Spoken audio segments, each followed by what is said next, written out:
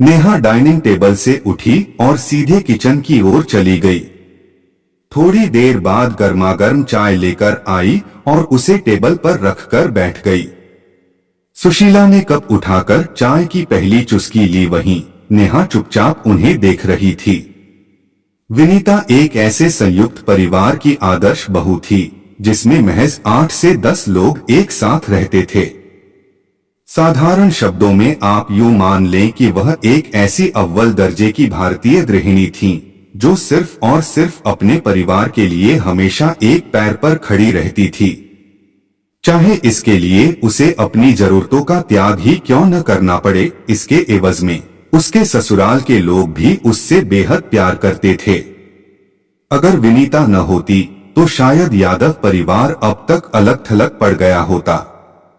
पर संयुक्त परिवार में सभी लोगों के लिए खास बनना भी इतना सरल नहीं है जितना कि सुनने में लगता है।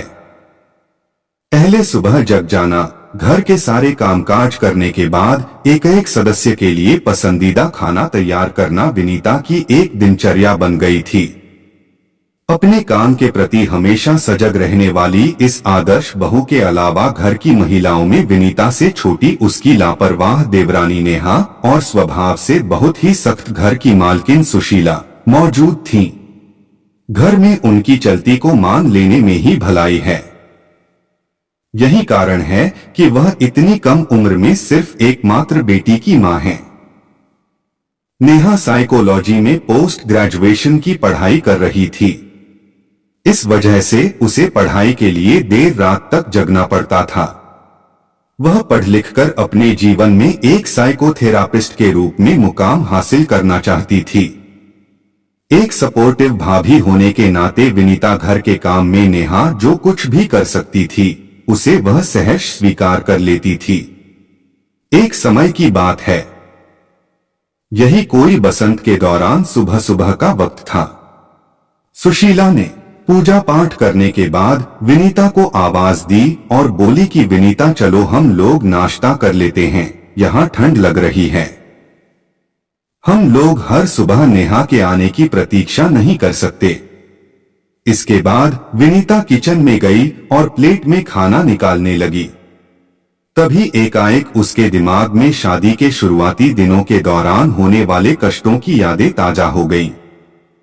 विनीता उस सुबह को याद कर सिहर उठी जब उसे जगने में थोड़ी देर हो जाती थी। उन दिनों उसकी सास चुपचाप ही सही बहुत ही बुरा बर्ताव करती थी। वह उसके साथ लंच भी नहीं कर पाती थी। अपने ख्यालों में गुम विनीता कई साल बीत जाने के बाद फिर से उन पुरानी यादों को ताजा कर रही थी। वह नहीं चाहती थी कि कोई और भी उसकी तरह ऐसी कष्टदायक परिस्थितियों से गुजरे। होश में आने के बाद विनीता ने तत्काल नेहा को मैसेज टाइप किया, गुड मॉर्निंग। मैसेज का नोटिफिकेशन बजते ही नेहा अपने बिस्तर से उठ गई। वह 15 मिनट के भीतर तैयार होकर डाइनिंग टेबल पर खाने के लिए पहुंच गई। टेबल पर बैठी सुशीला को देखकर वह अंदर से काफी सहमी हुई थी। उस वक्त घर में चारों तरफ शांति छाई हुई थी। सुशीला खाने में व्यस्त थी। जब उसने अपने नजरों को उठाया तो देखा कि सामने नेहा बैठी हुई थी। उसने बड़ी ही बेरुखी से कहा, विनीता को बोलो कि चाय बनाए और मुझे भी एक कप दे। नेहा डाइनिंग टेबल से उठी और किचन की ओर से चली गई। थोड़ी देर बाद गर्मागर्म चाय लेकर आई और उसे टेबल पर रखकर बैठ गई। सुशीला ने कप उठाकर चाय की पहली चुस्की ली। वहीं नेहा चुपचाप उन्हें देख रही थी।